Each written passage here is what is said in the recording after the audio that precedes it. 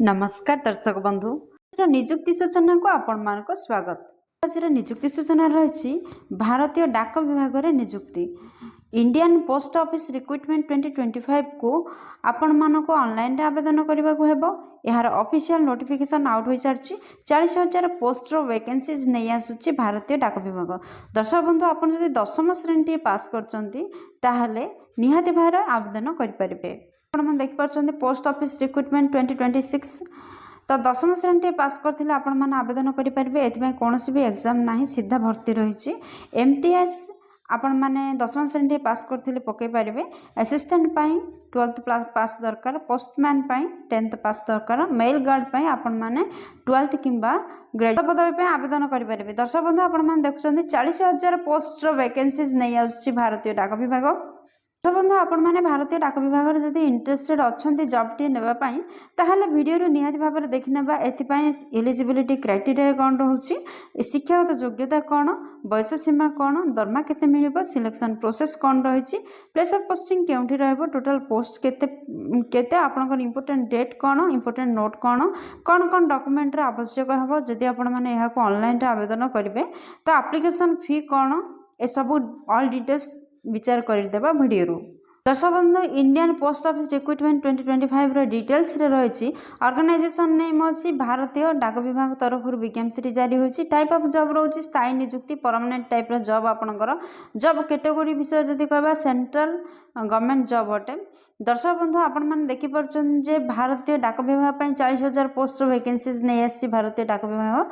तो name of post देखो क्यों क्यों पोस्ट में आपनकर वैकेंसी सब रिलीज होती। आपनकर एमटीएस, बीपीएम, आपनकर एबीपीएम आउ जीडीएस ए सब पद पदवी भारतीय डाक विभाग नहीं आसी 40,000 पोस्ट वैकेंसीज। एप्लिकेशन मोड आपनकर ऑनलाइन रे रोचे। आपण फोन रो किबा कंप्यूटर रो किबा कोनोसी नेट पॉइंट रो एहा आवेदन करि परिबे।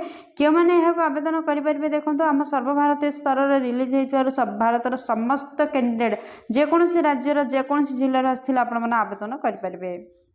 दर्शक बंधु प्लेस ऑफ पोस्टिंग कौटी रही देखो आप जो रिजनल अंचल पकई से पोस्ट रहा निजुक्ति आपणकर लास्ट डेट खूब शीघ्र अपडेट जेंडर विषय जदि कहबा उभय पुरुष एवं महिला प्रार्थी पद पदवी आवेदन कर। दर्शक बंधु भारतीय post office recruitment 2025-26 eligibility criteria रे कौन रही देखु।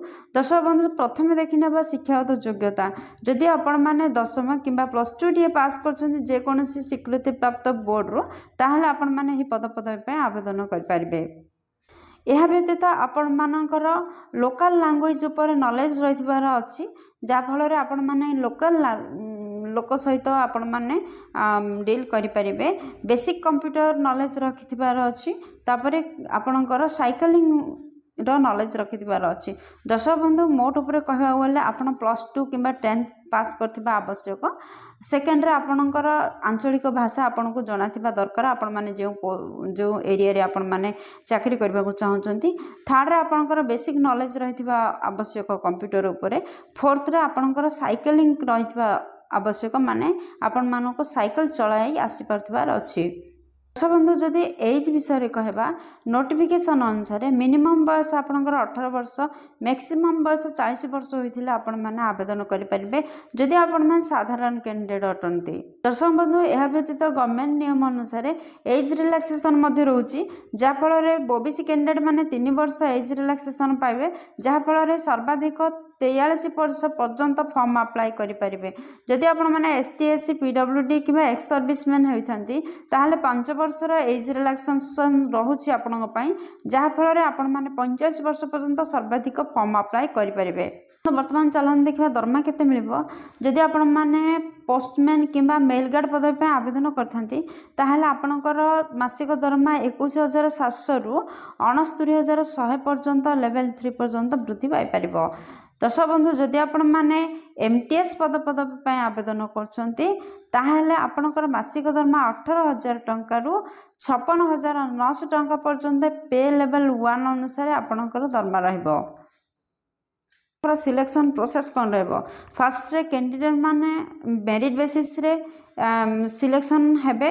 एथि पई कोनोसी भी एग्जाम नाही, तापर डॉक्यूमेंट वेरिफिकेशन हम मात्र 2टी पर्यायर आपण मैंने सिलेक्शन हो पारे।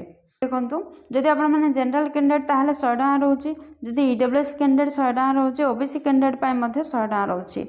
दर्शक बंधु आपण मैंने देखिपे फीमेल कैंडिडेट मान को फ्री रही, एसटी एससी आउ पीडब्ल्यूडी मान दर्शक बंधु आपण मैंने देखिपे फीमेल कैंडिडेट फ्री रही, आउ एससी एसटी कैंडिडेट फ्री रही, एमाने देयमुक्त आवेदन करें। बंधु आपण तो जानते हैं ऑनलाइन आवेदन करने को हम जदि यहाँ ऑनलाइन आवेदन करेंगे क्यों क्यों इंपोर्टेंट डॉक्यूमेंट आवश्यक देखो फर्स्ट आपंकर क्वालिफिकेशन सर्टिफिकेट और मार्कशीट आवश्यकता रोचे, जन्म प्रमाणपत्र आवश्यकता रोचे। थर्ड रे देखो 2टी recent colour passport size photographs आवश्यकता रही। फोर्थ रे देखो गेस्ट सर्टिफिकेट आवश्यकता रही। फिफ्थ रे जदि किसी एक्सपीरियंस अच्छी ताहले एक्सपीरियंस सर्टिफिकेट रही। दर्शक बंधु ये सब डॉक्यूमेंट को रेडी करते एवं ऑनलाइन आवेदन करूँ। नोटिफिकेशन को दर्शक बंधु ये नोटिफिकेशन को लेकिन आपणकर तथ्य कौन रोचे देखो भारतीय post office recruitment 2026 important date कौन देखो अप्लाई स्टार्ट डेट 10 फेब्रुआरी आरंभ हो, अप्लाई लास्ट डेट 3 मार्च आड़ को रहिबो। दर्शक बंधु आपन जदि चाहूछंती जे एथिरे फॉर्म अप्लाई करबा को आउ एडिट एंड करेक्शन डेट रहिबो 6/3/2025 रु 8/3/2025। तो आपण माने देखंतु 10 फेब्रुआरी हेउछि कि अप्लाई करिवार फर्स्ट डे एवं मार्च रे 3rd हेउछि अप्लाई रो लास्ट डेट। दर्शक बंधु आपण माने रेडी रही था यार फॉर्म अप्लाई करेंगे एवं अप्लाई लिंक आसले आपण माने को चैनल द्वारा जणाई दिया जिवो। दर्शक बंधु आशा करछि वीडियोटी आपनकर निहात काम लागिवो। जदि किछि भी उपकार करि परछि वीडियोटी को निहात गोटी लाइक कर दियंतु, सांगमान सहित यथेष्ट परिमाण रे शेयर करंतु, चैनल रे नुआ दिले निहात भाव रे सब्सक्राइब करंतु, बेल बटन रे प्रेस करी ऑल रे सेट कर दियंतु, जा फल प्रतिदिन प्रकाश पाउथवा नुआ नुआ सरकारी नियुक्ति रो सूचना आपनका पाखरे प्रथमे पहुंच परिबो। बंधु वीडियो को एपर्यंत देखिए आपको अशेष धन्यवाद। पुणी देखा लाटेस्ट जॉब्स ओडिशार नुआ एक फ्रेश अध्याय नुआ एक नियुक्ति सूचना सहित से पर्यंत जय जगन्नाथ।